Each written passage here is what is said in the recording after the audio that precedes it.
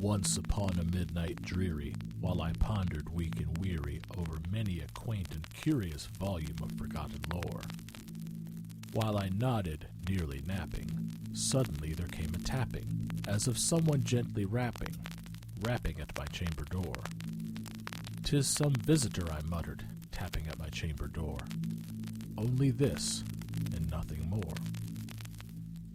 Ah, distinctly I remember it was in the bleak December, and each separate dying ember wrought its ghost upon the floor. Eagerly I wished the morrow. Vainly I had sought to borrow from my books surcease of sorrow, sorrow for the lost Lenore, for the rare and radiant maiden whom the angels name Lenore, nameless here forevermore.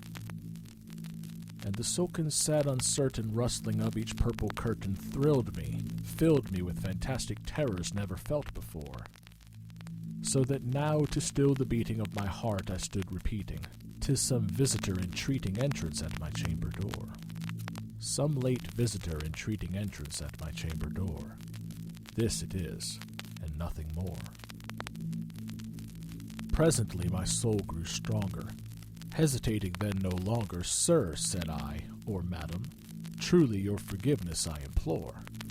But the fact is I was napping, and so gently you came rapping, and so faintly you came tapping at my chamber door that I scarce was sure I heard you. Here I opened wide the door. Darkness there, and nothing more. Deep into that darkness peering, long I stood there wondering, fearing, doubting, dreaming dreams no mortal ever dared to dream before. But the silence was unbroken, and the stillness gave no token, and the only word there spoken was the whispered word, "Lenore." This I whispered, and an echo murmured back the word, "Lenore." Merely this, and nothing more.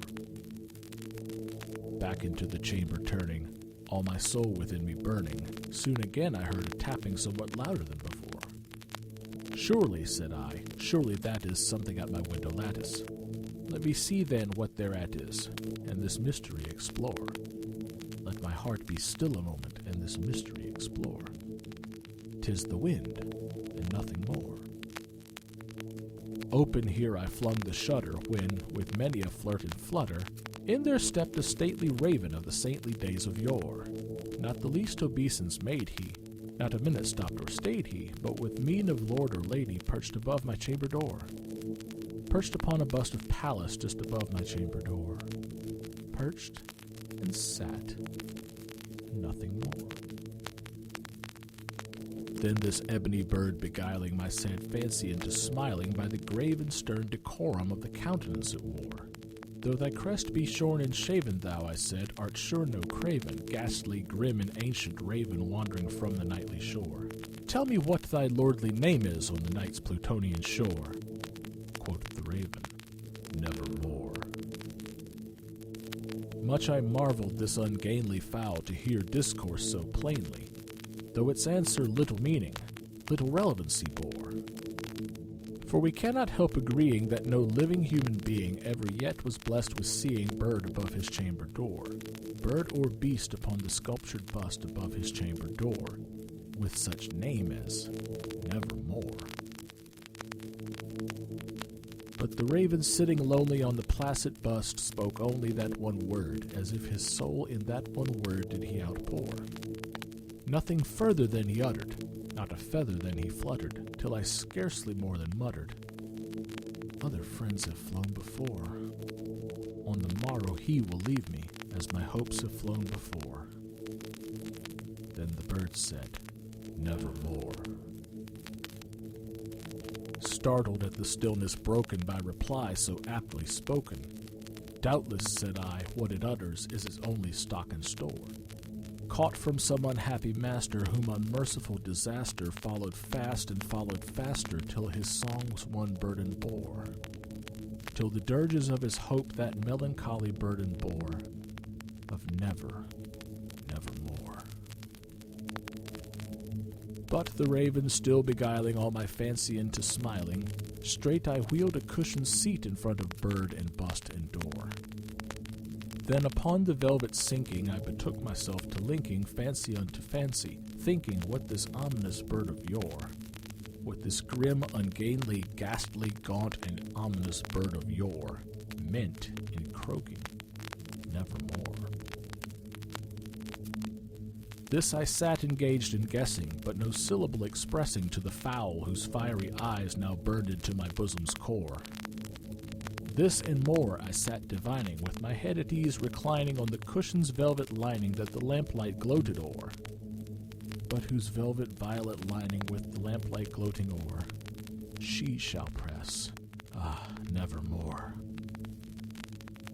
Then methought the air grew denser, perfumed from an unseen censer swung by seraphim whose footfalls tinkled on the tufted floor. Wretch, I cried, thy God hath lent thee, by these angels he hath sent thee respite and nepenthe from thy memories of Lenore. Quaff, oh quaff this kind nepenthe, and forget this lost Lenore. Quoth the raven, nevermore. Prophet, said I, thing of evil, prophet still if bird or devil, whether tempter sent or whether tempest tossed thee here ashore, desolate yet all undaunted, on this desert land enchanted, on this home by horror haunted, tell me truly, I implore. Is there balm in Gilead? Tell me, I implore. Quoth the raven, nevermore. Prophet, said I, thing of evil, prophet still if bird or devil, by that heaven that bends above us, by that God we both adore, tell this soul with sorrow laden, if within the distant Aidenn it shall clasp a sainted maiden whom the angels name Lenore. Clasp a rare and radiant maiden whom the angels name Lenore. Quoth the raven, nevermore.